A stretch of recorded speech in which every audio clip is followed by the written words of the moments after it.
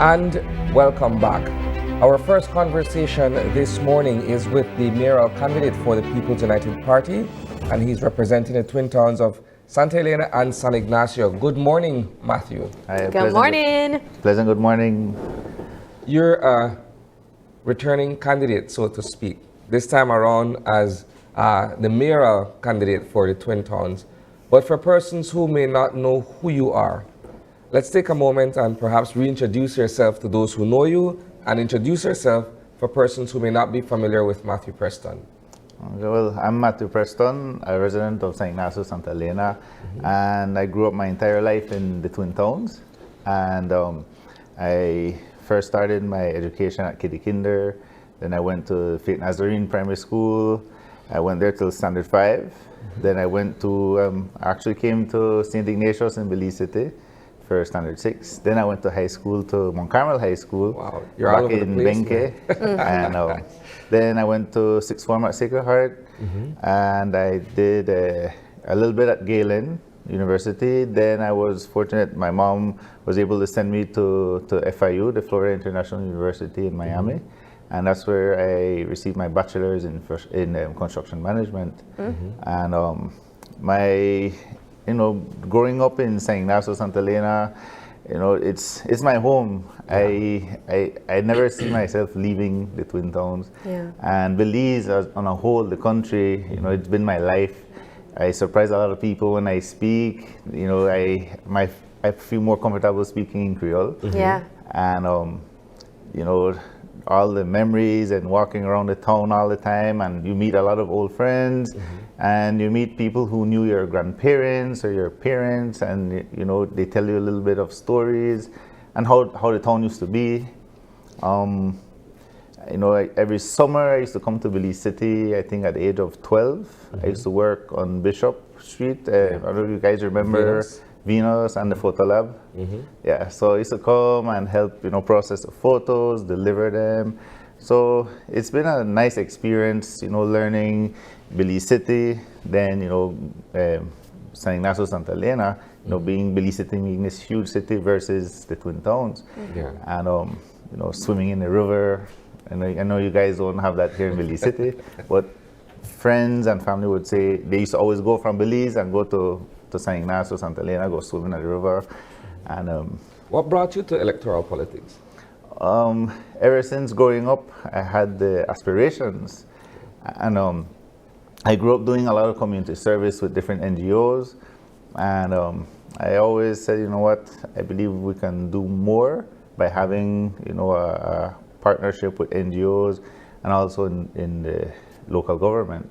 So I said, let me give a try. And also I grew up in politics.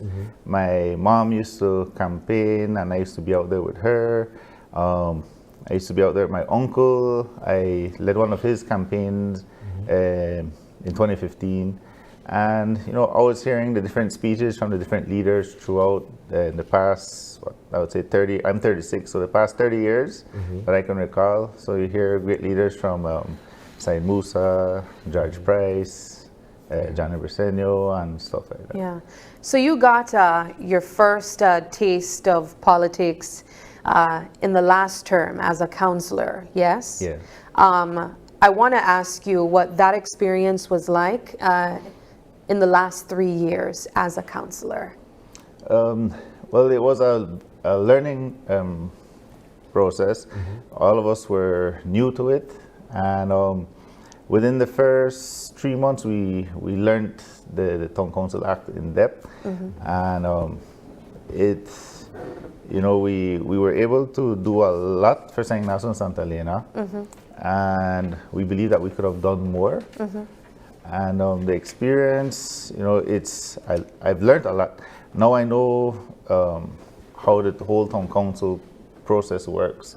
The budget, the revenue, the expenses, the routines of the garbage, the maintenance, and all that. So before I didn't know all of this, but now I've learned a lot of it. You are running for the mayoral candidate, but you've served for the past 3 years under your political opponent. What has that been like in terms of his leadership and in terms of you guys as councillors being able to deliver on a vision for the people of the Twin Towns? Yeah, that was the tricky part. You know, we, in the beginning, we had a lot of back and forths. Throughout the 3 years, we had back and forths.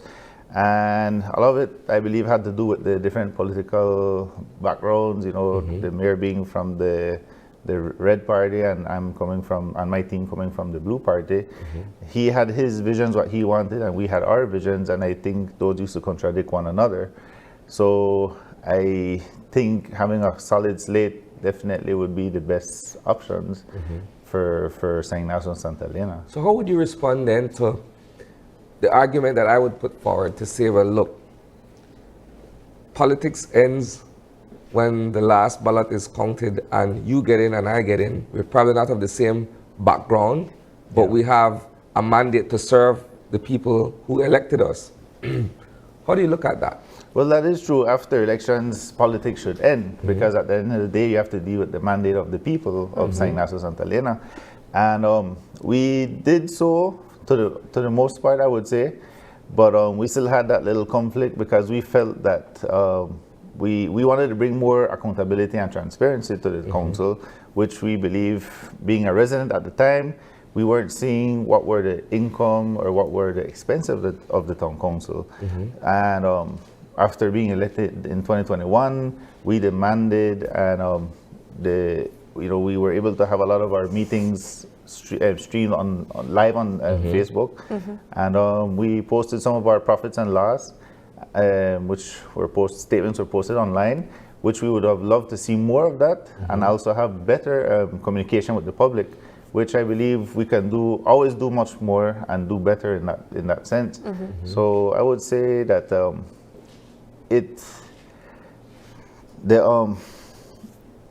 yes, you have that political part of it, and my team and I wanted to do so much more, and because the St. Ignacio and Santa Elena deserve a lot more, and we believe we could have done more. So I want to expand a bit further on what you are saying about the things that you could have done more, because the reality was, as Isani mentioned, the leader of the council was a UDP mayor, and the councillors were essentially PUP. So there's already that conflict there. What would you say were the main challenges of this now organization, of this now administration? I would say the challenges would have been the leadership of it, because the mayor has the ultimate decision at the end. And we wanted to work with some of the government agencies, some of the government departments, and we were not able to do so. We had some of the ministers, Minister Lani Habet, for his area, there's a huge portion that does not have water. And he was willing to give the money for the fuel, and BWS would have given the potable water so we can deliver to the residents. All we needed was the water truck from the town council. Sometimes, they were hesitant to give the truck so they could deliver water for the residents in part of San Ignacio that doesn't have water yet. And MIDH was willing to work with us. They were willing to help us with tar so we can pave streets. But then we had that little back and forth when it comes to leadership. So although they may say that, we held the mayor back from work, we did not hold him back from work. You guys did an interview last week with him, and he said on it, I believe he contradicted himself. If you guys would go back to his interview in San Ignacio and Santa Elena, he said that he couldn't do what he wanted. And then afterwards, when they questioned him about the dictatorship, he said that he dictated the pace, he dictated on the budget and stuff like that. So, I would say that was one of our issues. We wanted to do so much more. We wanted to do a lot more family activities, because we believe that's one of the stuff that things that lack San Ignacio and Santa Elena. We don't have entertainment catering to families and to the elderly, and that's something that we envision and we were hoping to bring much more to San Ignacio Santa Elena. But We believe after March 6th, once successful, we'll be able to do a lot more like that. Yeah. So prior to the commercial break, we had what we call a man in the street interview, where residents of Santa Elena and San Ignacio were asked about some of their concerns in terms of perhaps the council being unable to address those primary issues. And among them were streets and drains and the excess of dust Yeah. in certain communities. When you're campaigning, what have you been hearing from persons on the ground? Are these similar concerns raised in other areas of the Twin Towns? Yeah, it's the same sentiment, especially when you go further back to the I would say the little outskirts of San Ignacio, Santa Elena. You have like Bradley's Bank, Hillview, Mosquitoville, Boyton, Contiki. These areas have been around for over 25 years, I would say. Yeah. And they have not received not one paved street until recently in Contiki. They're cementing one of the main boulevards, Constellation. But drainage is one of the main issues, and dust is one of the another main issue. Mental health, alcoholism. Downtown San Ignacio needs a huge cleanup, and Santa Elena's areas where we have some mental health and some alcohol issues. I would say also entertainment when it comes to safe spaces for families. Parks are in deplorable state, and we need to do 2 modern parks, one in San Ignacio and one in Santa Elena, where families can go and be in a safe environment. And this is one of the sentiments we're hearing right now in this campaign, is that we can't go to the parks. There's broken bottles, graffiti, there's not enough lighting, the swing sets and everything are in bad shape. So we need to work on this. And also when it comes to dust, watering of streets is one of the solutions, but it's not the most sustainable way. We need to try and see how we can, cement or pave as much streets as we can. And then drainage, a lot of the culverts are too small, or there's no culverts, or there's no drains. And these are some of the How do you feel as a councillor who has been in office for the past 3 years, albeit not with the leader that you would have wanted, but it would seem as if though you've, in a sense, failed to deliver on some of these very, very basic services? I mean, I wouldn't want to be living in Santa Elena or San Ignacio if I'm subject to bad streets or, a dust situation where there isn't enough water in the world to douse those streets. Yeah, well, that's one of the issues. As like I said, it's not sustainable to be watering the streets all the time. So we need to try, and the solution would be a permanent fix, such as paving or cementing. I had many meetings going to Belmopan, and we were able to lobby with the government of Belize and MIDH. And we, thanks to the 3 area reps, they were able to lobby on our behalf to get 14 streets cemented, the Bullet Tree Road repaved, the hospital parking area and the entrance to the parking has been paved now after 15 or 18 years of the existence of that hospital. And every time you would open that door, the dust would go into the hospital. Yeah. So although with the leadership of another party, we were still able to go and lobby with our area reps and through the government of Belize. And thankfully, the Prime Minister and MIDH, they listened to our issues, and they're committed to continuously working with us after this. I want to touch really quickly on crime and violence, and the reason why we're bringing this in the conversation is because I think it's fair to say, Sani, that this year, and we've also spoken to the Commissioner of Police about it, we've been noticing that crime and violence have been making a shift from what was considered only to be in central Belize district, but now moving out district. And we've been covering quite a few stories of crime and violence taking place in the Cayo district. Speaking for Santa Elena and San Ignacio, what is your response to the crime and violence taking place in the Twin Towns? Well, you still hear a higher crime rate in mainly Belize. And San Ignacio, Santa Elena population is growing. And to curb that, I believe we need to start working and collaborate better with the police department. the police department has limited resources, and the town council, it's one of the mandates that we want to do is create better security. And we believe that with the town council and creating a municipal enforcement unit, we are able to better traverse throughout the Twin Towns and provide more and adequate logistics with equipment and vehicles, where we can do patrols, protecting the assets of the town council, such as parks, to prevent vandalism and stuff like that. But on the most part, I would say San Ignacio, Santa Elena is still, I would say, fairly, or is one of the safest towns throughout Belize, and I would say so.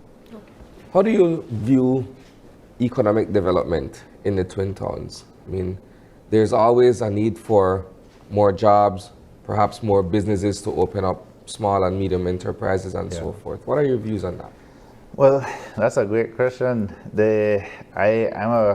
I believe in small businesses, and San Ignacio, Santa Elena, ever since prior to COVID and ever since after COVID, so much small businesses are now in existence.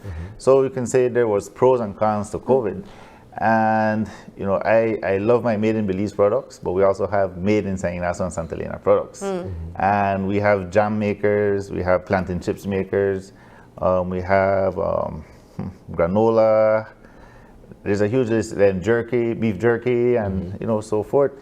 And we need to try and see how we can work with these entities to see how we can expand on it, or how can we create more opportunities for them so they can create more job opportunities, because we can't continue on just focusing on tourism. That's the main bread basket of San Ignacio, Santa Elena. But we saw what happened 4 years ago, where everything became stagnant. We have other opportunities, and for economic development, we believe that creating a committee, we can create what are investment opportunities and share this with our local investors, and try to see how they can get into these opportunities. Like we have the market. Have you guys been to San Ignacio, Santa Elena? Yes. The farmers market. We have all the vegetables and fruits that you can think of, and sometimes a lot of it go to waste.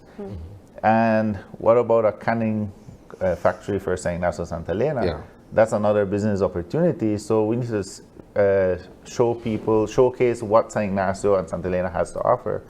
And also, we need to expand on tourism as well, develop the Twin Towns. We need to have more nightlife, and that would create more business opportunities, economic prosperity, because you'll have more economic activity that way, and developing the riverside. But first, we have to clean as well the main drains that feed into the river. And I'm a strong believer in protecting the environment, so we need to focus on those aspects as well. As a mayoral candidate, what are your views on the autonomy of the town council as an entity that, for all intents and purposes, should be able to function on its own, despite any alignment politically with central government? Yeah, the town council needs some more autonomy.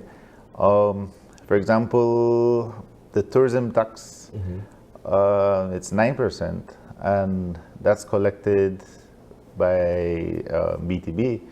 And then they decide where they'll disperse the monies.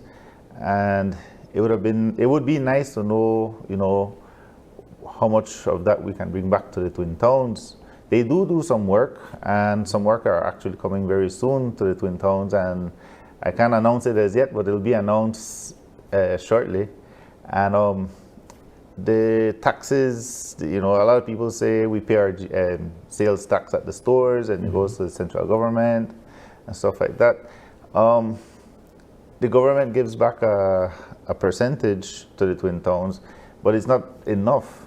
And we need to try and see how we can generate more revenue just from within the San Ignacio, Santa Elena.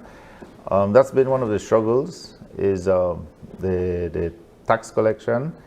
And we believe that the only way for the Twin Towns or any other municipality to be able to progress or to have more development is having the central government align with local government, because you can pull resources together. The town council has labor and they have equipment, and they have partially some finances to do a lot of work, but imagine with the government behind you, you can do a lot more together. Well, Matthew, I'll extend this opportunity, since we have just about 5 more minutes left, for you to speak to the people of Belize.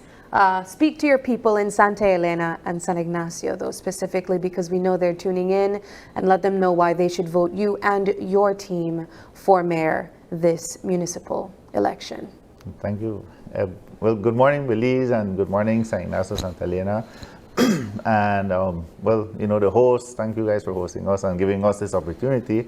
On March 6th, we're having the upcoming municipal elections, and that's where you guys will have your voice and your choice of who you would like to be the next mayor of the Twin Towns. On behalf of our team, the People's United Party and the PUP 7, we humbly ask for your support for the full 7 Blue. And we can't do without you. And also a huge thank you to our campaigners. These guys have been out there day and night, you know, pushing through. The responses out there have been, you know, beautiful. And, you know, it's been an amazing experience. And it was thanks to you guys to give us that opportunity to serve you for 3 years. And, you know, we have a much more modern day issues currently. We have environmental issues, mental issues, and social issues. So we need to try and focus on combating all of this. And I believe myself and my team are able and capable of bringing more sustainable and efficient development to the Twin Towns of San Ignacio and Santa Elena. And once again, I would like to thank the residents of San Ignacio and Santa Elena for that opportunity you gave the 5 of us back in March, on March 3rd, 2024. And hopefully March 6th, we're given that opportunity. This time, myself, Matthew Preston as mayor, and my fellow councillor candidates, Joe Awe, Omar Rodriguez, Shirley Neal, Aaron Mai, Zaire Figueroa, and who did I miss? Miss Rita Lennon, the 4. And with the, we're a young generation, and we believe that our generation is more than just a vote now. We believe it's our future. And as you as the residents have been clamoring for, was new faces, and we have this young dynamic team ready to bring San Ignacio and Santa Elena to the next level of development. All right. Matthew Preston, thank you so much for stopping by. All the best to you and your team come March 6th. Thank you. Alrighty, we are going to take another quick break, and when we come back, we'll be sitting with Earl Trapp Jr., mayoral candidate for the United Democratic Party. Stay with us. We'll be right back.